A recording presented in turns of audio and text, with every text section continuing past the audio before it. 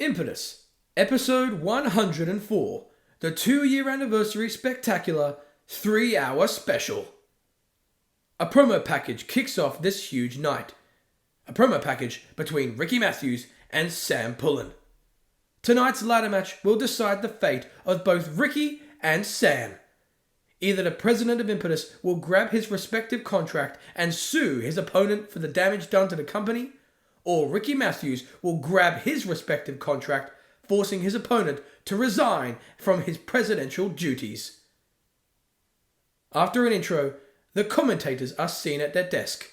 Tonight, doubles will become trios, immortality will be questioned, focus will be tested, and contracts will hang in the balance. Aaron welcomes all to the show, with CJ excited to announce that the main event is on first. With Aaron expecting the ladder match, CJ is hyped to announce that Steven Dreadful is about to enter. Enter Steven Dreadful. As Steven enters, a replay from 3 weeks ago is shown. Highlights are shown of the Quota losing after their reformation.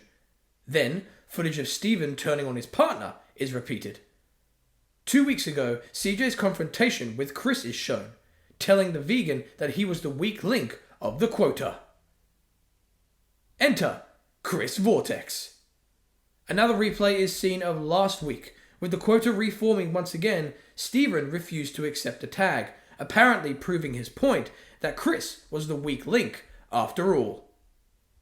Match 1. Steven Dreadful versus Chris Vortex. With CJ constantly supporting his friend, Aaron Cutler tries his best to balance out the biased commentary. With Vortex being beaten down, Steven vents the disappointment his former partner brought to the Quota, now being nothing more than a spokesperson for lettuce. From this, Vortex fires back, dropping him with multiple hard-hitting moves. With Vortex in high momentum and about to attempt a pin, the bell rings without the official's demand. Everyone looks toward the bell area where CJ is seen, hammer in hand. The referee calls off any notion of ending the match. This distraction allows Steven to hit the arrival finishing move on his former partner and pin for the win. Winner, Steven Dreadful. After the match, CJ runs off with Steven, leaving Vortex to recover in the ring and Aaron Cutler alone at the commentary desk. Backstage footage of a locker room is seen with Riki Mathews inside. Preparing for the ladder match tonight, Riki is anxious as, no matter what happens, everything will change. Back to the commentary desk, Aaron Cutler can't wait for his close friend Riki Mathews to get the job done tonight. He explains that it seems as though he's going to be calling the main event and the rest of the night alone, as CJ has apparently walked into the sunset hand in hand with Steven Dreadful. Aaron then sends us to backstage, awaiting an interview with the #1 contender to the World Impetus Championship. The interview backstage is seen in the interview area. The challenger to the world title is introduced and is asked how he feels heading into his second ever championship match against a man who, some may say, is responsible for his success. Jimmy stumbles a little, trying to cut a badass promo.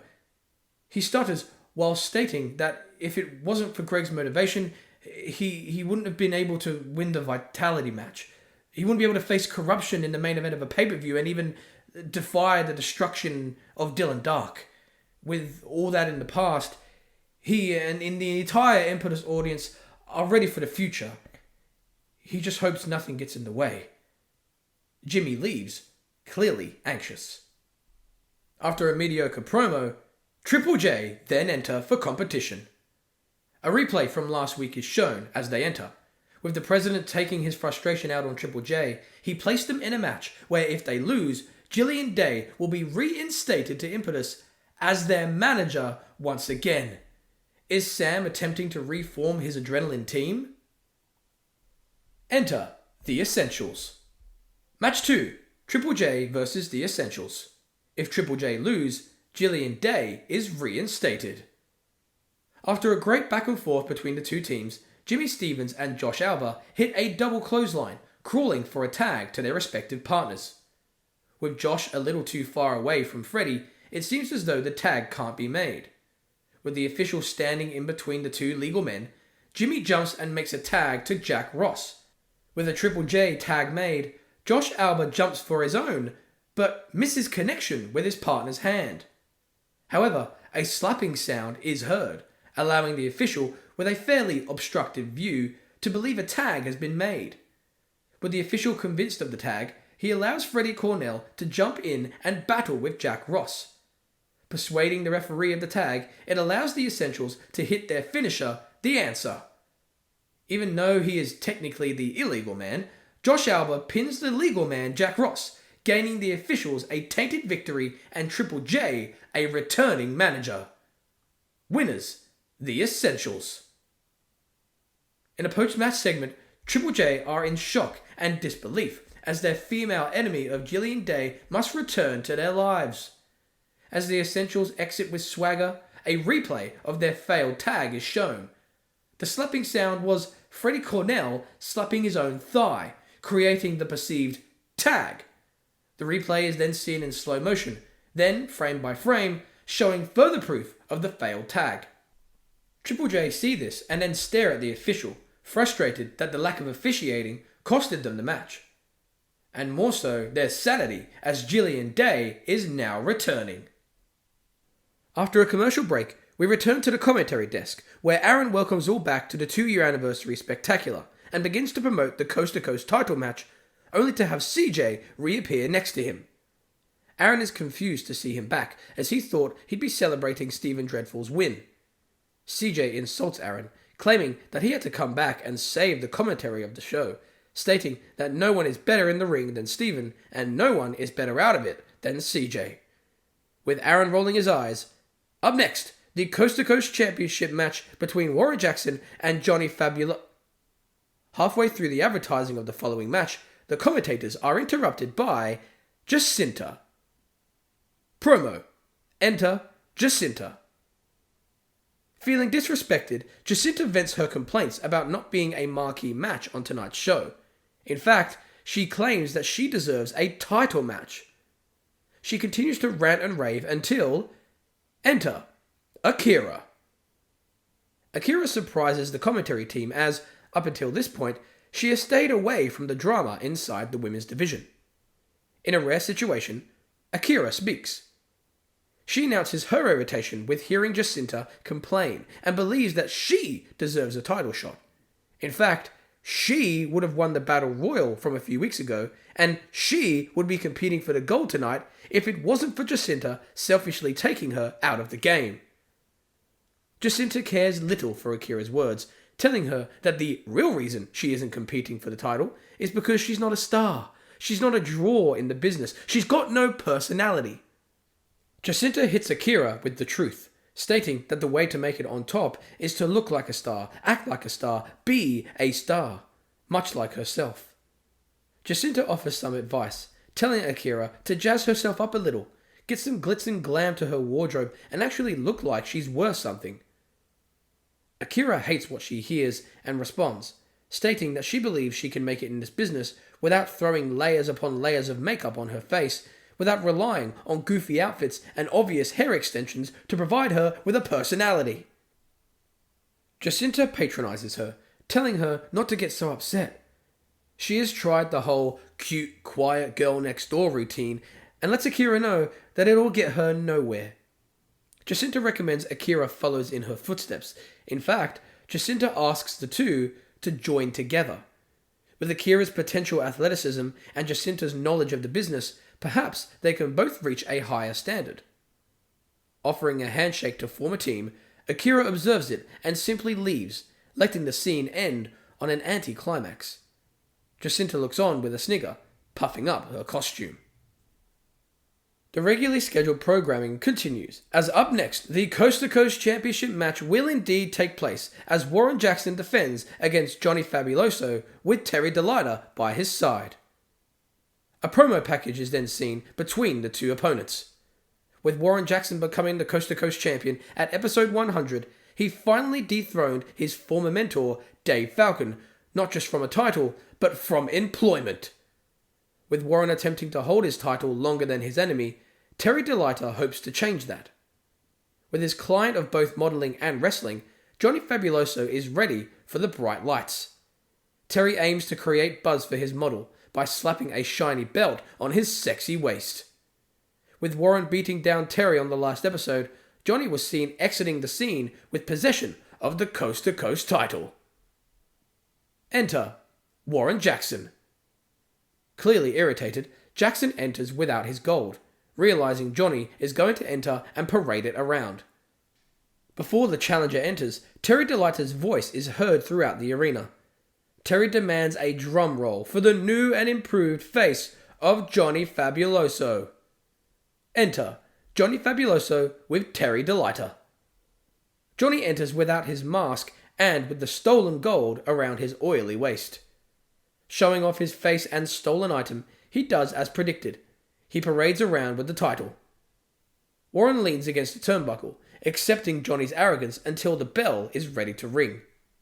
With Johnny kissing the title, attempting to enrage the chilled Warren, the match begins with Warren instantly tacking the Fabulous One down with intensity.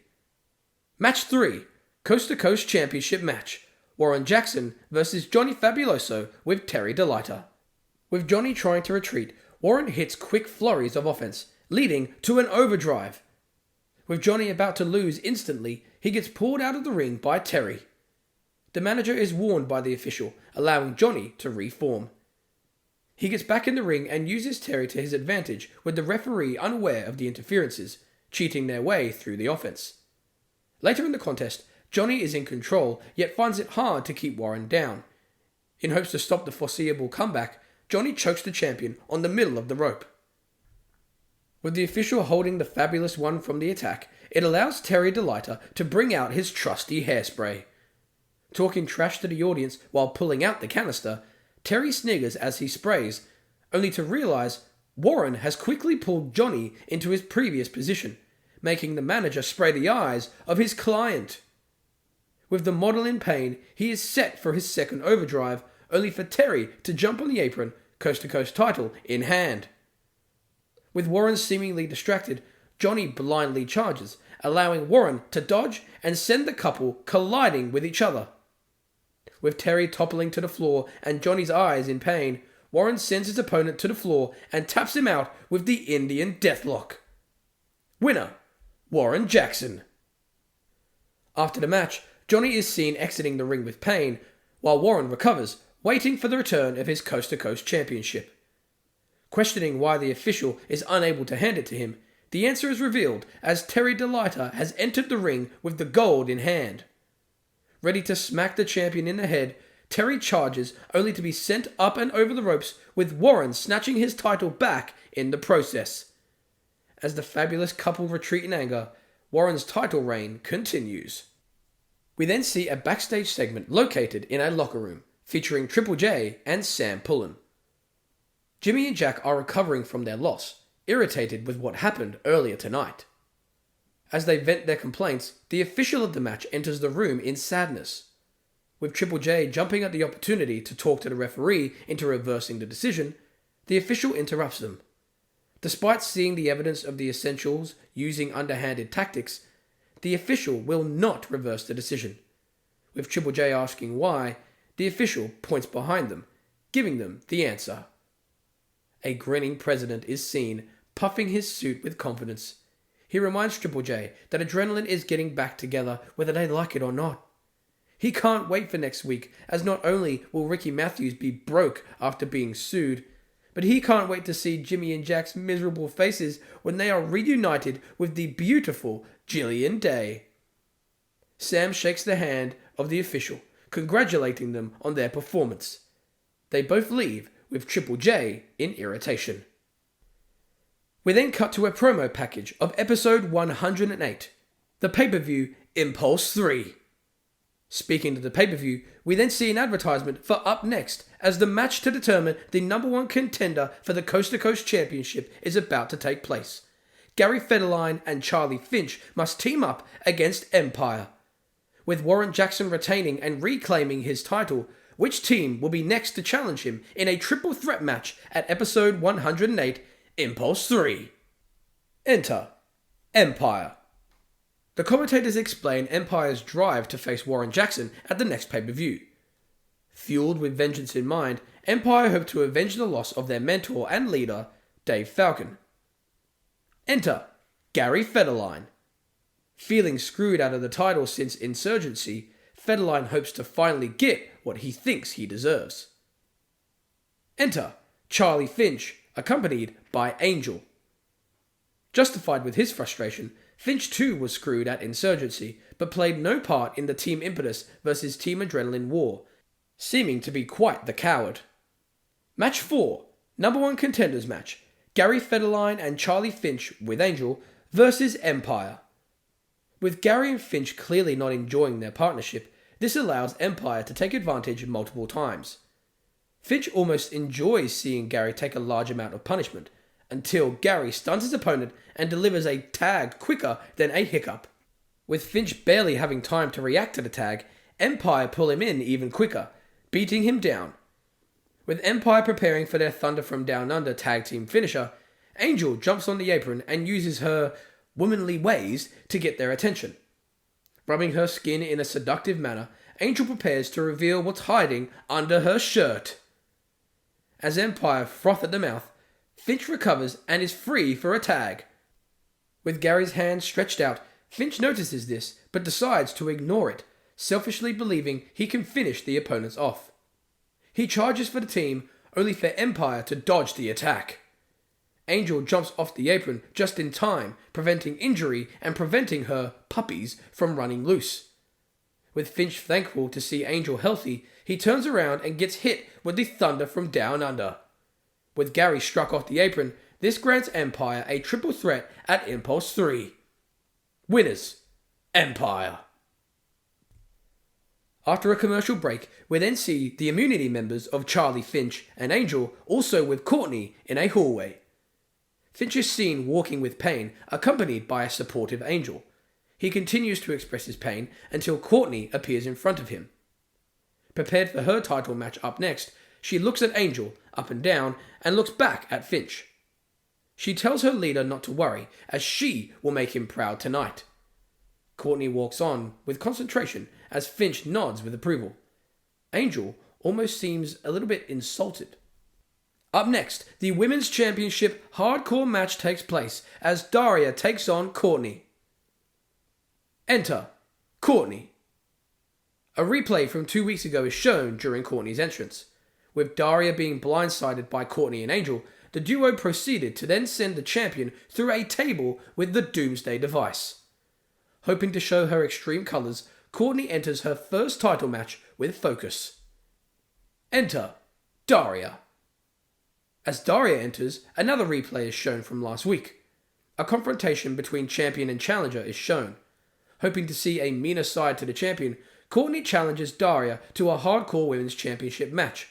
With Daria accepting the match, she is ready to show that it will take more than a simple table to slow her down. Match 5, Women's Championship, hardcore match, Daria versus Cortni. With the fight making its way throughout the backstage area, Daria and Cortni make their way back to the ring.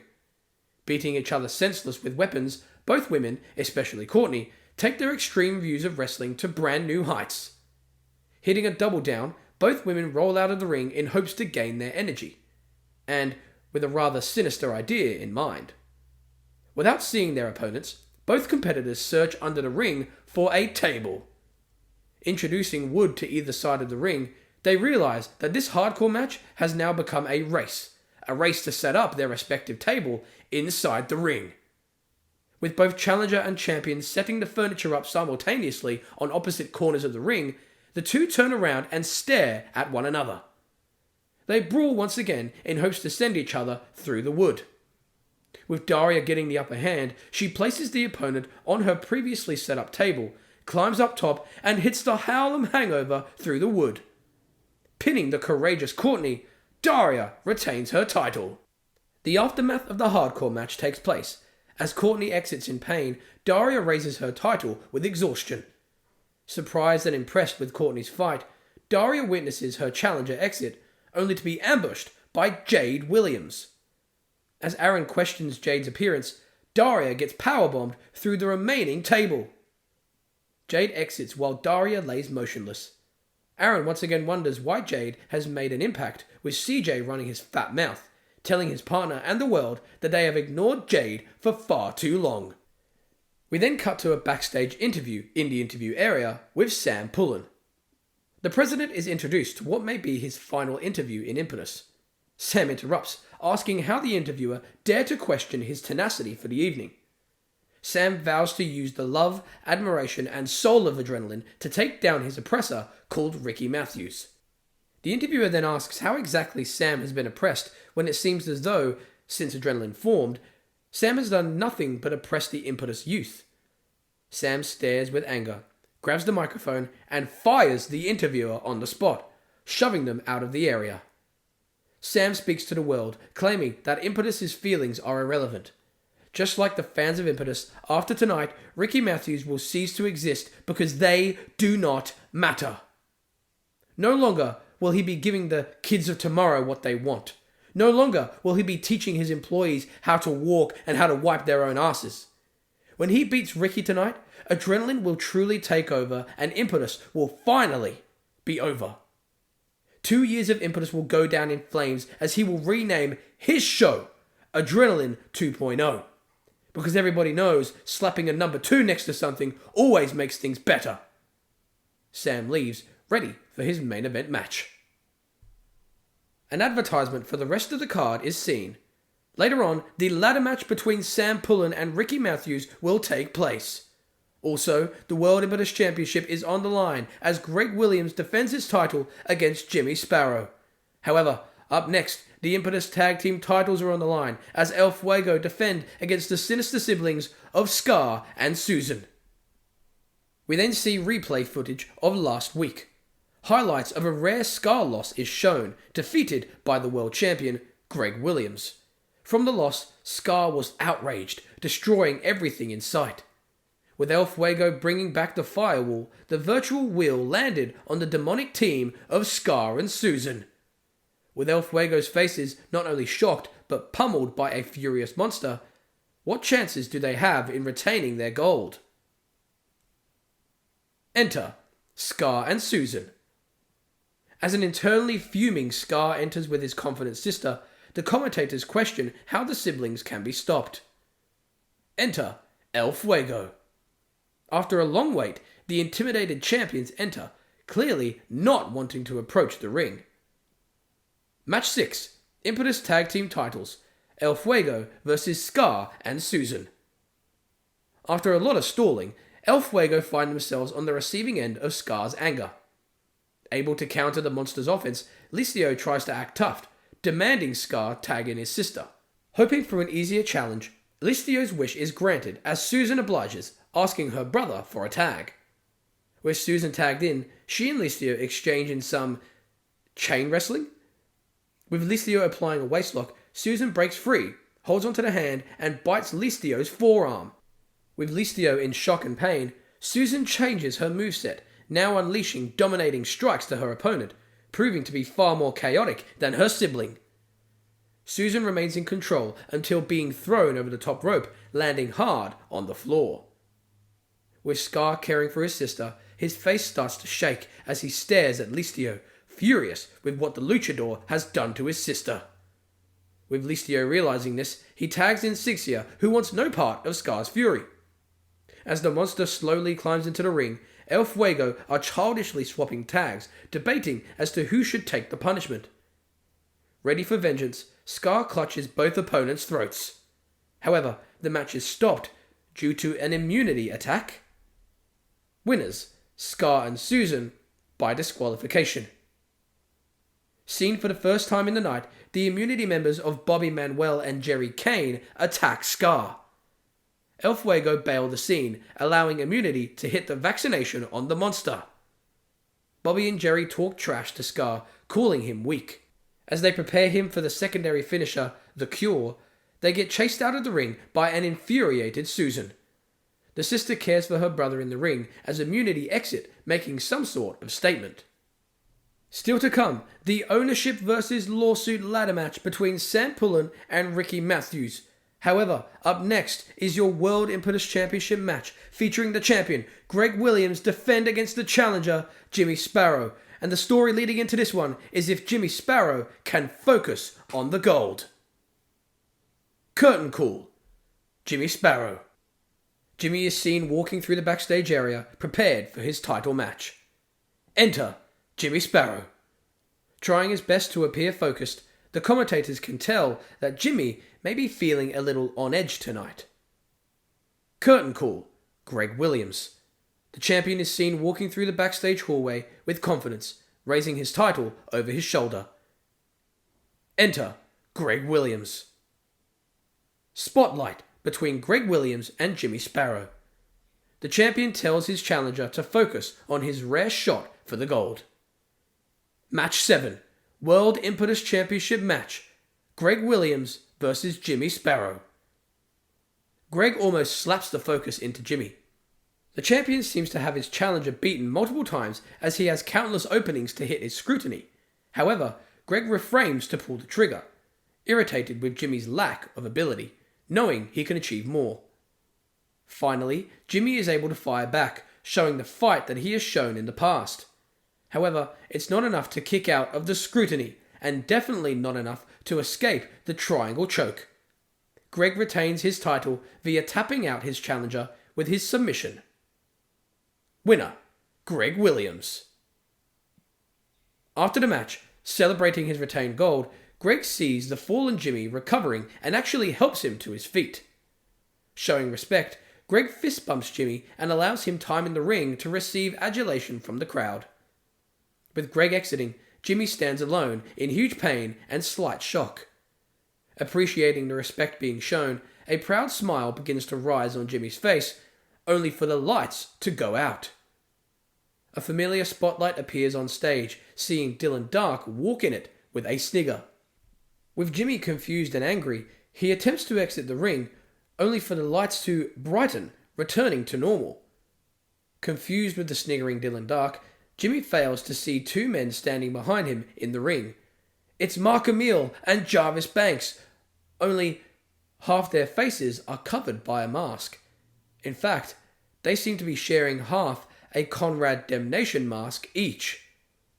Jimmy turns around and realizes this. With the two rookies standing without motion, Jimmy attempts to get them to move, but to no success. Jimmy looks at the confident Dylan and asks what the hell he has done to them. Then, with a snap of Dylan's fingers, Mark and Jarvis attack Jimmy. The rookies hit their previously used tag move, the wheelbarrow suplex, into a neckbreaker. However, they are still not done. As Dylan looks on from the stage, Jarvis throws Jimmy face first to the mat with a snapmare, allowing Mark to follow up with a blackout, essentially hitting a two-man condemnation. With Dylan then clicking his fingers once again, Jarvis and Mark stop and exit the ring, making their way up to their apparent leader. Dylan congratulates his henchmen as they stand beside him. During a commercial break, a promo package for episode 108 is seen. Our next pay-per-view, Impulse 3, takes place in just 4 weeks' time. We then return to the commentary desk.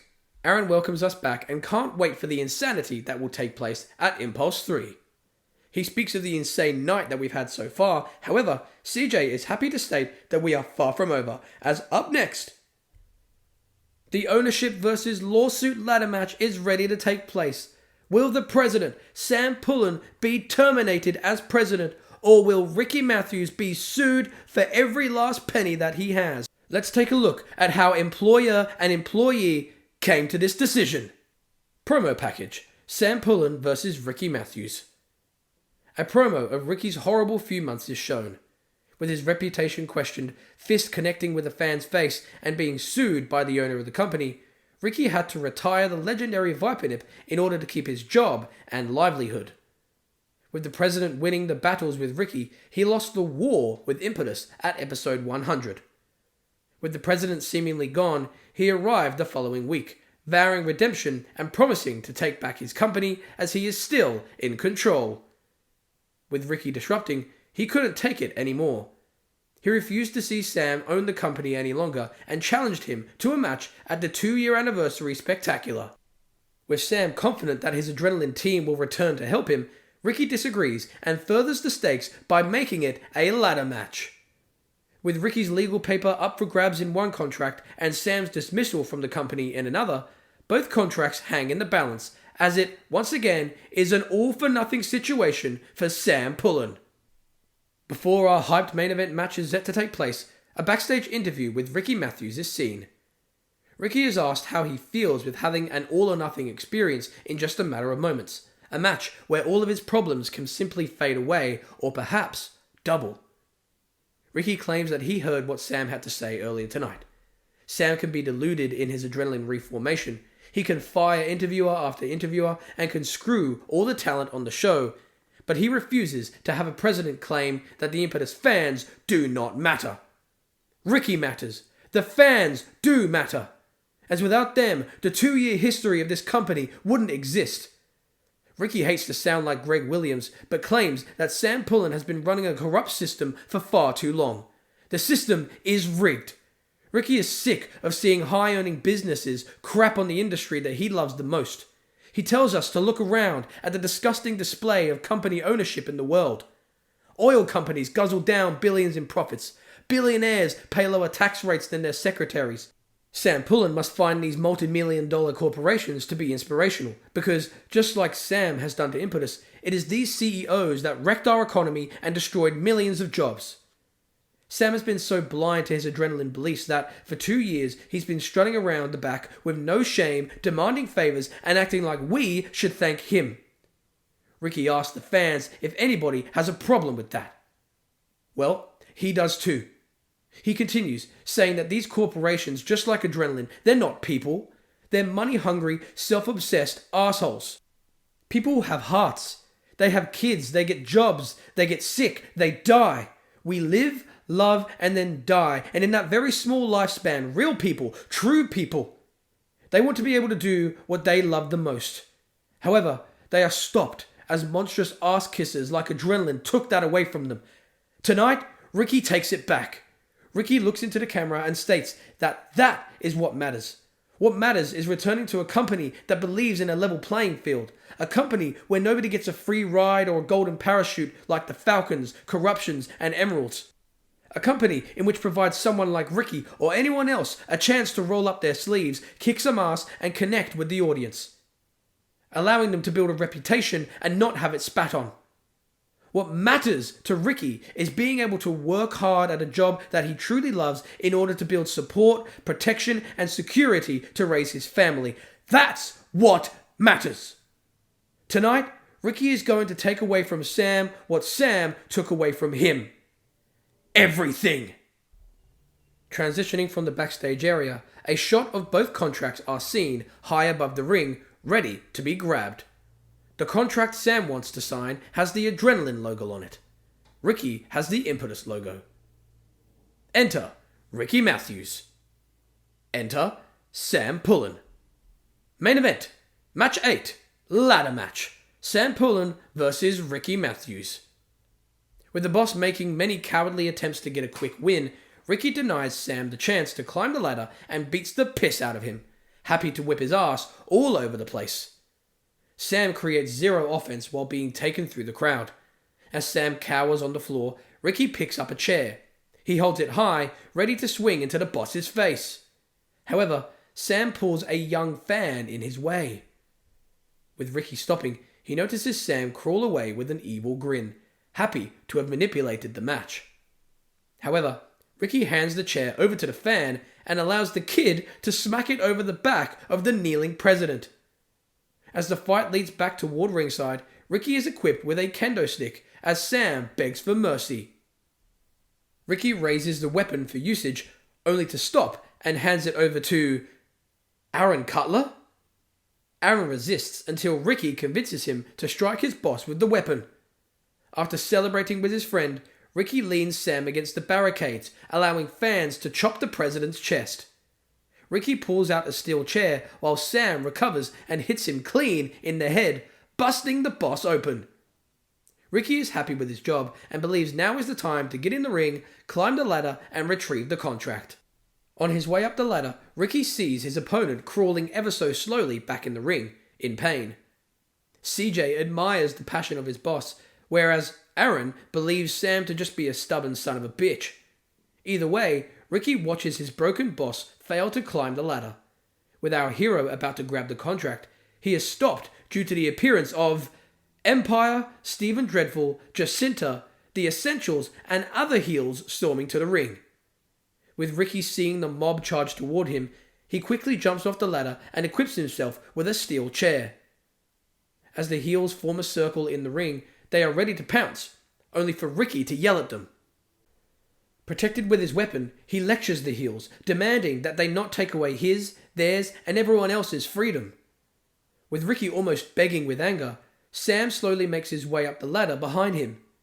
Halfway through his declaration, Riki notices his ascending boss and meets Sam atop the steel.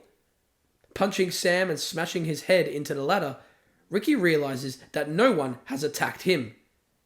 Riki kicks Sam off the ladder, sending him to the floor, surrounded by his apparent allies. As Riki observes, Sam recovers in pain, asking why his hired guns have yet to attack. Sam's secondary support system has failed to help him, as they all decide to simply walk away, turning their back on their boss. With Sam witnessing his backup leave him, he fails to notice that Riki has balanced a ladder on 2 chairs in the ring. Sam turns around to see Riki wave at him. Riki grabs Sam's head and hits him with the mat attack on the elevated ladder. In pain and happiness, Riki sets up the ladder, climbs, and retrieves the contract. Winner, Riki Mathews. Riki is then handed a pen after the match from Aaron Cutler and signs the contract on Sam's back, solidifying the end of Sam Pullen. Riki exits with happiness, engaging with the fans as Sam lays dead.